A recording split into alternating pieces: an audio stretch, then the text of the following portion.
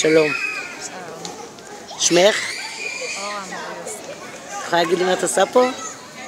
כן, אנחנו יצאנו לרחובות, אני במיוחד, כדי לשנות את החוק, חוק האימוץ. אוקיי.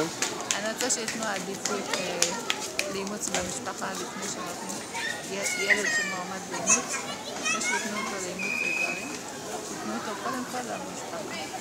במידה והמשפחה לא מעוניינת, אז ימסרו לגברים. אוקיי, ויש לך עניין אישי בנושא הזה? ברור, כל חוק יוצא מעניין אישי. נולדה לי תינוקת, רשויות הרווחה. הם מעוניינים למסור אותה לאימוץ. הם רואים בעיניך אזרח סוג ב' וכאלה. עזבו אותי מלהיות האמא. אני אומרת, אוקיי, למרות שאני לא מסכימה לדעות של הבית, לקחת קבע בית משפט, ואני מכבדת את החלטתי. הילדה שלי מועמדת לאימוץ. הם רוצים למסור אותה לאימוץ, תנו אותה למשפחה שלי.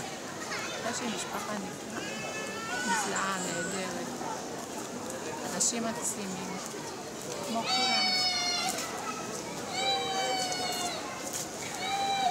אני מאוד מקווה שהמאבק של כולנו יצליח ושלא נצטרך יותר להתקל בסחר ילדים, כי בשורה התחתונה כולנו יודעים שזה סחר בילדים.